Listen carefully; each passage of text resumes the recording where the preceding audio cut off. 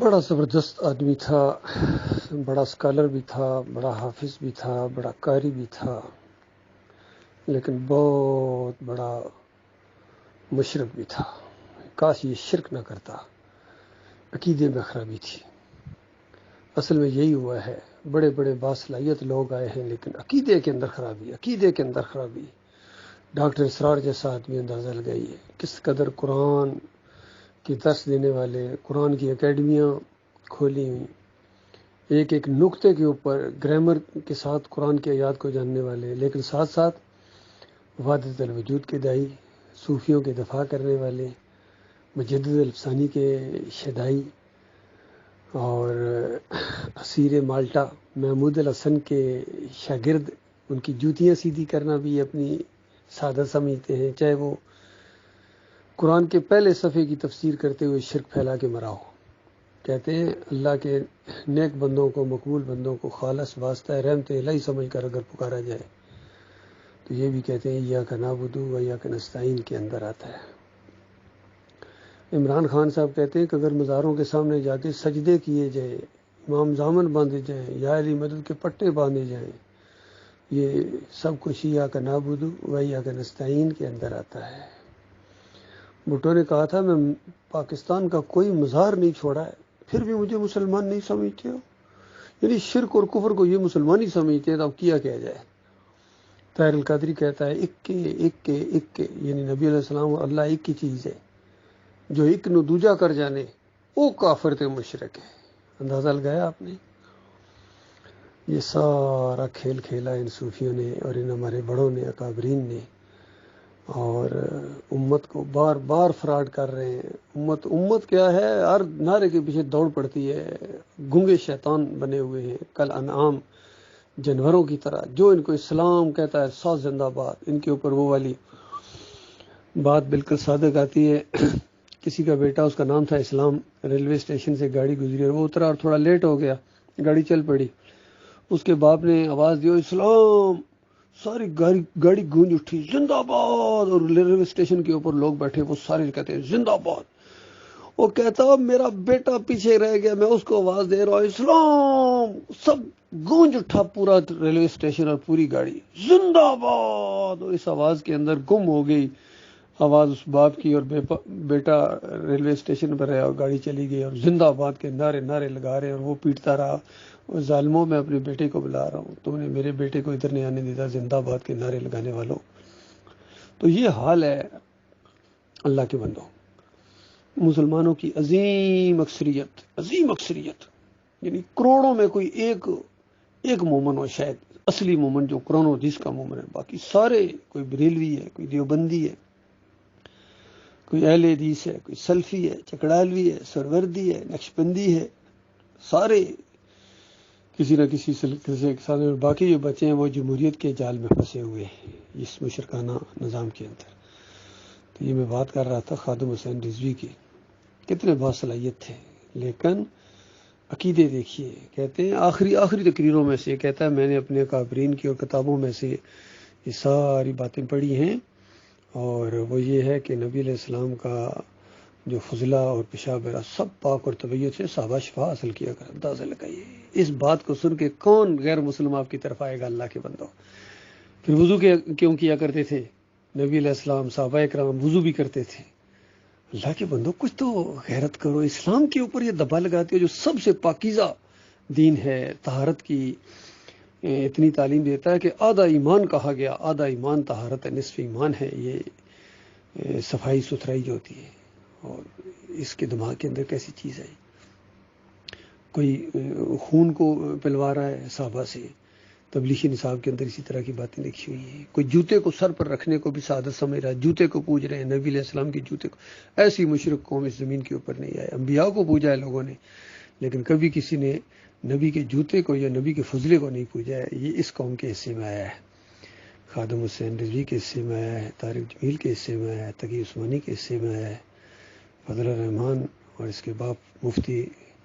محمد شفیع، اور اس کا جو مفتی تھا مفتی محمود، یہ سارے اسی طرح شرک کے دائرے ہیں، ان کے مدرسے شرک کے اڈے ہیں، یقین کیجیے۔ اور کل پرسوں جب ان کا احتجاج ہوا ہے تو اس کے جو مرید ہیں جتنے مقلدین ہیں آنکھیں بند کر کے کہتے ہیں جو قائد کا حکم ہے بس، ہم کوئی نہیں جانتے ہیں کہ آرمی چیف کے خلاف ہے یا چیف جسٹس کے خلاف ہے، جدھر بھی ہمارا قائد اشارہ کرے گا ہم دوڑ پڑیں گے، قائد تیرا ایک اشارہ خون ہے حاضر ہمارا، یہ سارے نعرے لگاتے ہیں۔ عمران خان کے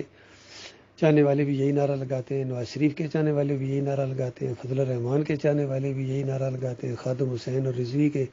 چاہنے والے بھی یہی نعرہ لگاتے ہیں۔ وہ عوام تمہارا خون اتنا ارزاں ہے کہ ان کے اشارے کے اوپر بہہ جائے گا،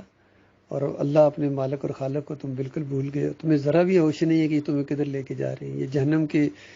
اندر تمہیں لے کے جائیں گے، چاہے یہ سجدہ تعظیمی والے ہوں، چاہے یہ واسطے وسیلے والے ہوں، چاہے یہ 11ویں اور 12ویں والے ہوں، چاہے یہ علم اور تعزیے والے ہوں، چاہے یہ قادیانی ہوں، سارے اپنے ماننے والوں کو، چاہے یہ جتنے بھی سیاسی لیڈر ہیں یا دوسرے لیڈر ہیں جتنے بھی اپنے پیچھے چلنے والوں کو، یہ جہنم کے کنارے انہوں نے کھڑا کر دیا، جو مرتا جا رہا ہے آگ میں، جو مرتا جا رہا ہے آگ میں۔ کیوں؟ نبی علیہ السلام نے فرمایا من مات یشرک باللہ شیئا دخل النار، جس کی موت آئی اور بڑا شرک نہیں، شیئن شرک بھی اس کے اندر اگر رہ گیا تو دخل النار، وہ آگ کے اندر داخل ہو گیا۔ باقی یا علی مدد، یا رسول مدد، یہ تو بہت بڑے بڑے شرک ہیں۔ 11ویں کھانا یہ تو بہت بڑا شرک ہے، 12ویں کے کیک کاٹنا تو بہت بڑا شرک ہے، مزار کے اوپر سجدہ کرنا تو بہت بڑا شرک ہے، پیر صاحب کی پنڈلیاں دبانا، تعویذ پہننا، واسطے وسیلے کے ساتھ اللہ کو پکارنا، یہ تو بہت بڑے بڑے شرک ہیں، سجدے تو بہت بڑے بڑے شرک ہیں۔ یشرک باللہ شیئن، اگر کسی نے شرک کیا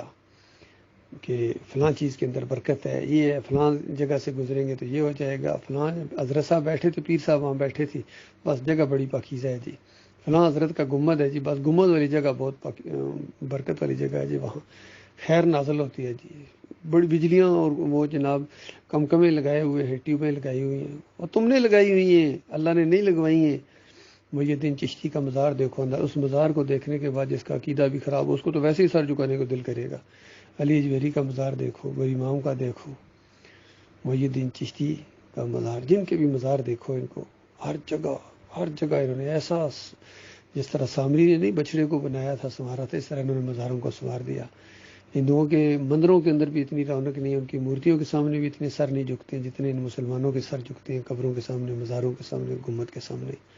یہ ان سے بڑے مشرک ہو گئے۔ مشرکین مکہ بھی اگر آج آ جائیں تو حیران ہو جائیں کہ ہمیں تو اتنی بھی اجازت نہیں تھی اور ان کو اتنی زیادہ اجازت ہے۔ وہ جو کسی نے کہا کرے غیر بت کی پوجا تو کافر، کواکب میں مانے کرشمہ تو کافر، مگر مومنوں پر کشادہ ہے راہیں، پرستش کریں شوق سے جس کی چاہے۔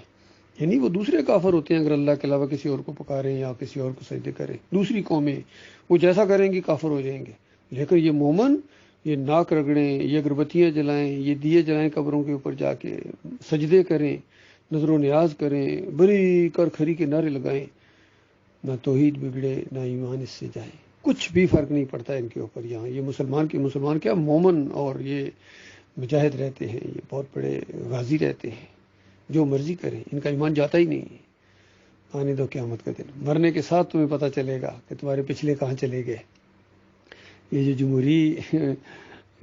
لشکروں کے ساتھ اور یہ جلوسوں کے ساتھ جو مرتے جا رہے ہیں، چاہے پولیس کے ہاتھوں مریں، چاہے رینجرز کے ہاتھوں مریں، چاہے فوج کی گولیوں سے مریں، یہ جنت کی خوشبو تک نہیں پا سکتے ہیں۔ اور اگر اس طرح سے بھی کوئی مرے ہیں اور اس کا عقیدہ ٹھیک نہیں ہے، انہی مسلکوں کے ساتھ ہے، تو چاہے وردی پہن کے مرو، چاہے احرام پہن کے مرو، تمہارا ٹھکانہ جہنم کی آگی ہے ہمیشہ کی۔ اللہ یہ کہ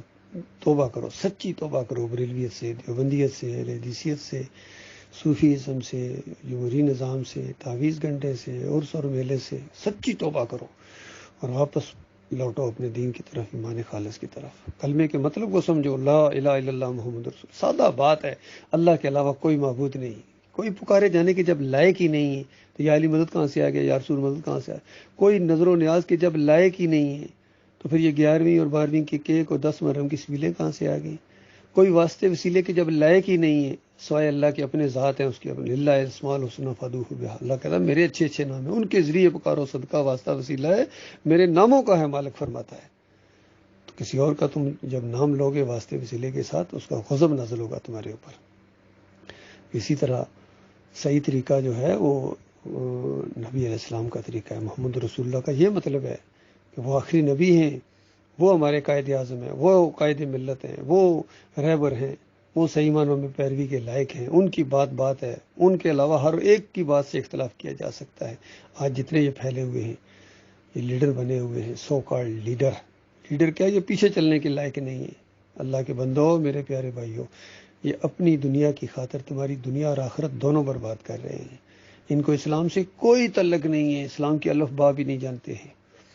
ان کو صرف اسلام آباد سے غرض ہے، اقتدار کا معاملہ ہے۔ اور آج بڑا مزہ آیا، عمران خان کی انتہائی مایوس کن بیان سنا، ابھی یہ آدھا گھنٹہ پہلے اس نے کہا ہے کہ میرے گھر کو انہوں نے پھر گھیرے میں کر لیا پولیس نے، اور اب یہ پتہ نہیں کیا ہونے والا ہے اور یہ کیا کرنے والے ہیں۔ اور پھر ایک بڑی پیاری بات انہوں نے کہی، جو آج سے تقریباً 8 سال پہلے میں نے کتاب لکھی تھی اور اس میں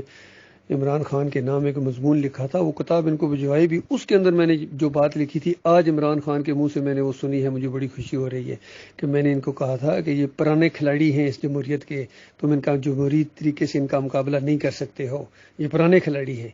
اور تم بالکل نئے ہو، بچے ان کے سامنے۔ تو یہ سارے جا کے مل کے، ظاہر بات ہے فوجیوں کو ڈراتے ہیں کہ دیکھو عمران خان آ گیا تمہیں نہیں چھوڑے گا، یہ کرے گا وہ کرے گا، حالانکہ وہ نہیں کچھ کرے گا، مجھے پتا ہے وہ کچھ نہیں کرے گا، نہ پہلے اس نے کچھ کیا ہے، نہ اب کچھ کرے گا، نہ کر سکتا ہے۔